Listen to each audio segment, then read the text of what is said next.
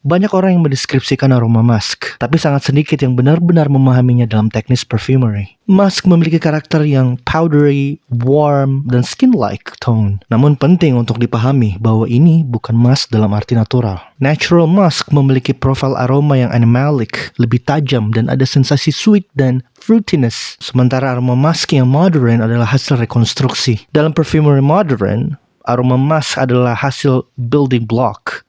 Ia tidak dibentuk dari satu bahan saja. Building block sebenarnya adalah satu kesatuan yang hampir menyerupai sebuah accord. Dan building block ini dapat kita telaah dan dapat kita rekonstruksi melihat dari data-data yang ada dari professional formula. Dalam video ini saya akan membahas bagaimana perbandingan formulasi sebuah building block pada professional formula. Apa saja? Mari kita simak. Let's get started.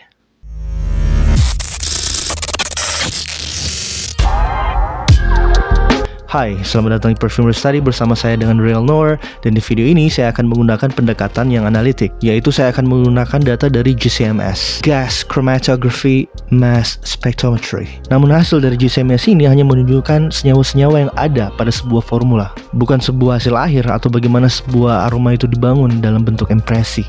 Dan disinilah skill perfumer itu penting, sebab di sini perfumer akan menggunakan metode yang disebut dengan convex, yaitu menggunakan pendekatan matematis seperti minimize norm dari Ix dikurangi Y kuadrat dengan X berada pada simplex, di mana jumlah X nilainya sama dengan 1 atau tidak negatif. Artinya kita tidak menyalin angka, tetapi kita mencari struktur yang paling mendekati. Mari kita lihat studi kasus dari Baccarat Rouge Eau de Parfum.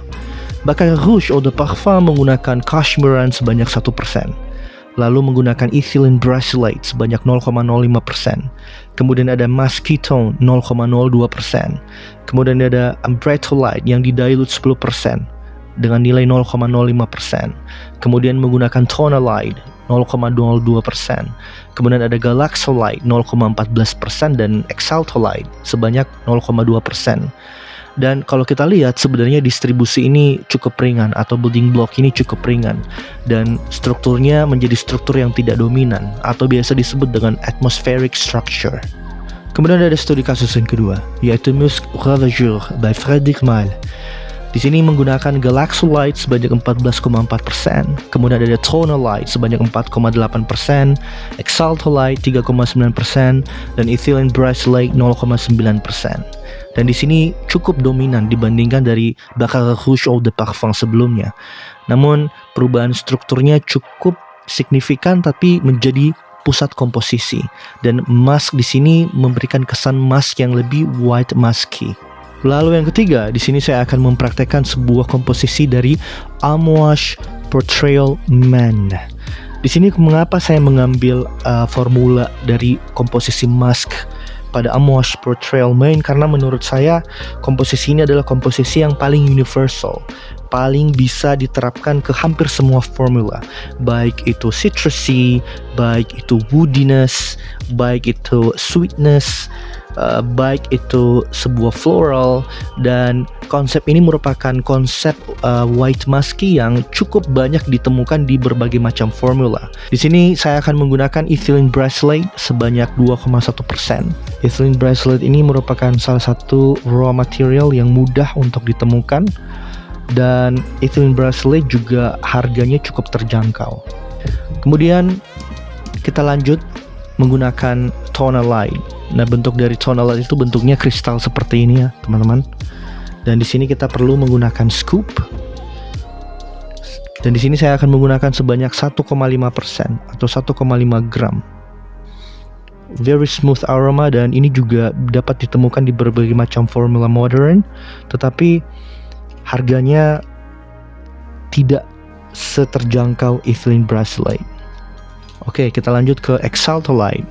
Di sini saya menggunakan exaltolide yang versi aslinya itu kalau dia didiamkan ya, dia akan membeku.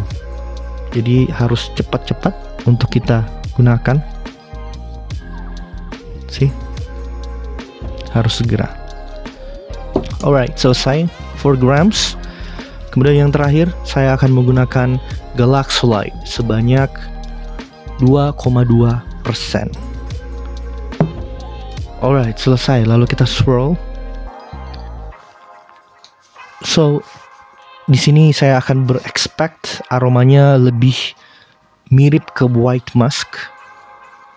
Karena memang ini adalah komposisi white musk di mana ada galaxolide, ethylene brassylate, kemudian ada exaltolide.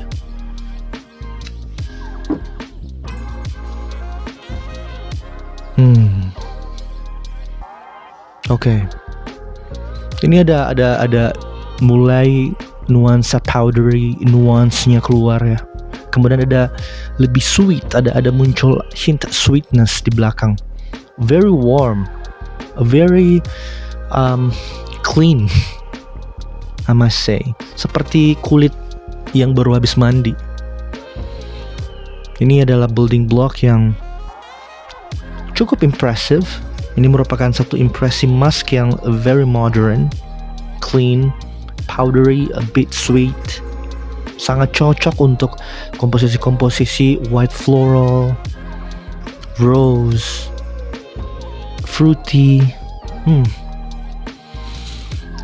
It's very nice, very smart structure. Ini masih bisa kita kembangkan lagi. Kalau saya pribadi, saya akan mengembangkannya menggunakan ambratolide or muscnone, sedikit civet di belakang, mungkin 1% dilution untuk memberikan kesan dirtiness. Nah, mengapa topik ini penting? Sebab di sini kita tidak untuk ngedup atau kita tidak untuk mencontoh ya, tapi kita mempelajari dan dapat kita ambil baiknya atau dapat kita evaluasi bagian kurangnya, sehingga dari hari ke hari perjalanan kita di dalam melihat reaksi dari satu raw material ke material lain dapat lebih berkembang. Oke. Dari 3 pendekatan ini, mulai dari building block yang atmospheric, musky yang atmospheric, kemudian musky yang cukup dominan, lalu yang ketiga musky yang menjadi pondasi seperti Amouage Portrayal Man ini. Kira-kira menurut kamu yang mana yang paling cocok? Komen di bawah, share, like, dan subscribe, and see you on the next episode.